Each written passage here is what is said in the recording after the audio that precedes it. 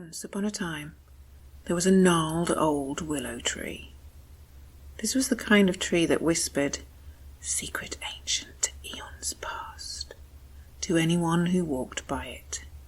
For twisted and almost deformed it was, in such an impressive way that it might even have taken centuries to reach such a perfect state of spookiness. Yes, many a child had seen a fairy or a pixie peering from between its knotted branches, and many an adult had, "Don't be silly," hurried them along, thinking just the same. Ancient it was, and as with all ancient things, there is wisdom. And often there is far more kindness than wizened and gnarled things can show easily.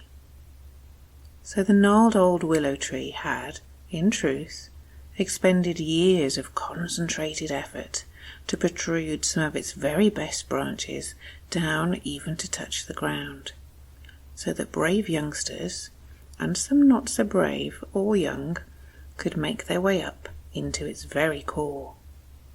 And at some wonderful point, all these brave souls would have to hug its trunk to hold their balance, as they generally climbed up at full pelt without thinking much.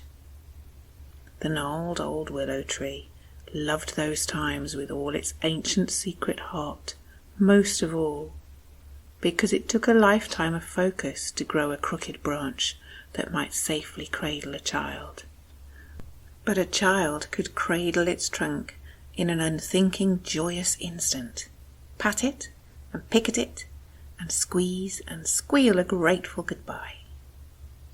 So moments of sheer delight were exchanged for ages of intense and focused effort. But let me tell you the real secret of the story that the gnarled old willow tree shared.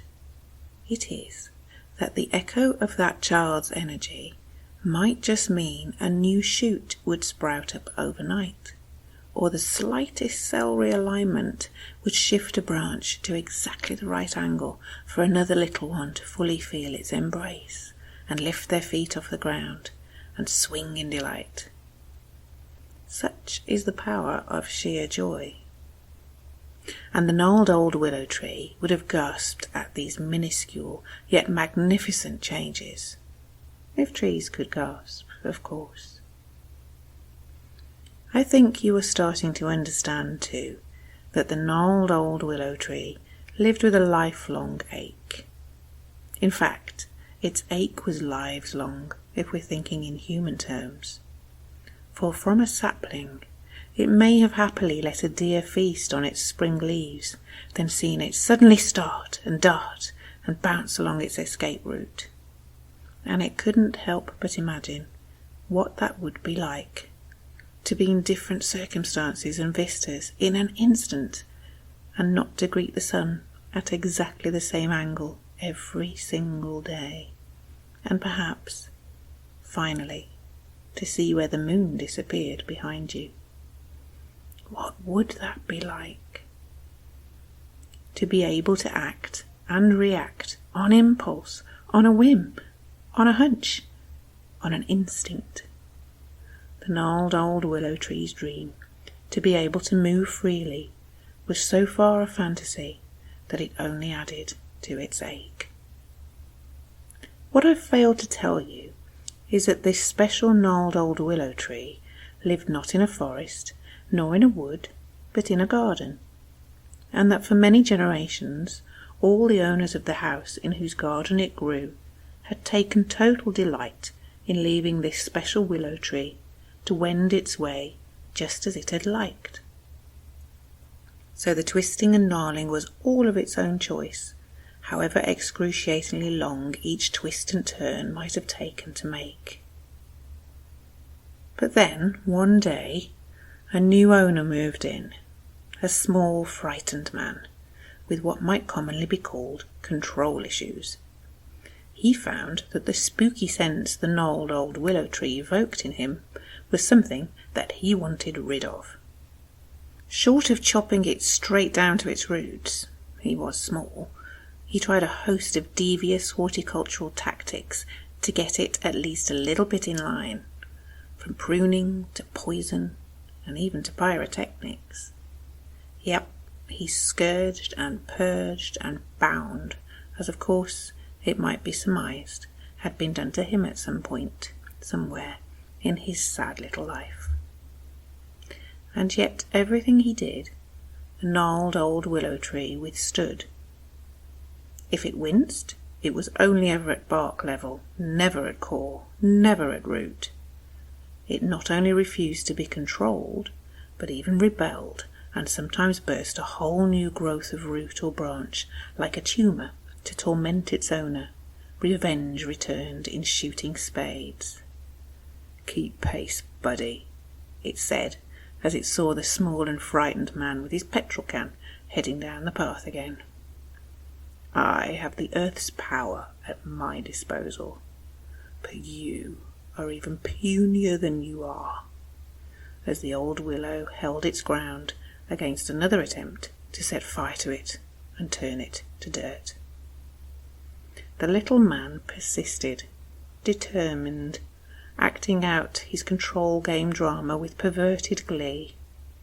This was a very sad thing indeed for anyone to have to see, let alone such a magnificent specimen of a wise, ancient tree to have to bear as a static wooden punching bag. But the saddest thing of all about this time was that the gnarled old willow tree had no one to run up its core and hug its trunk and exchange the energy that gave it life.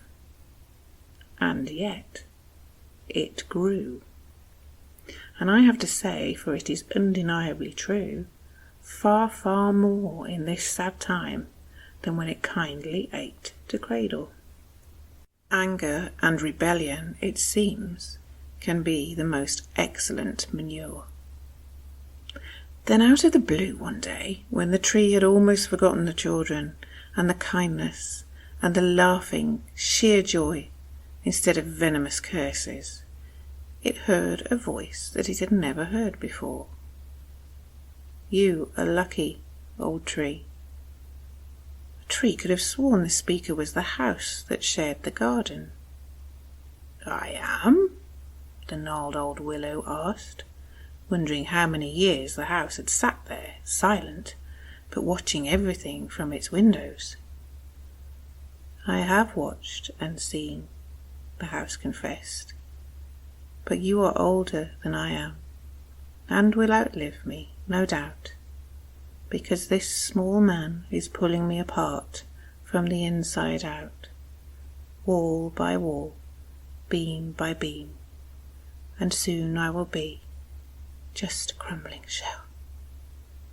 The house's voice receded to a whisper.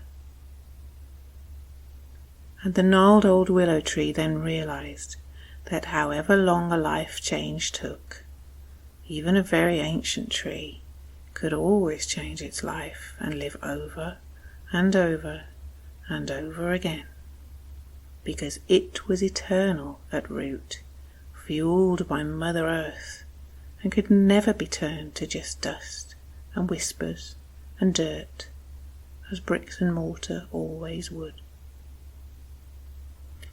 Years later, perhaps even centuries, a slice of that tree told me this story in a riverside restaurant as it served me exquisite cheeses with the most delicious relishes. We had a wonderful exchange.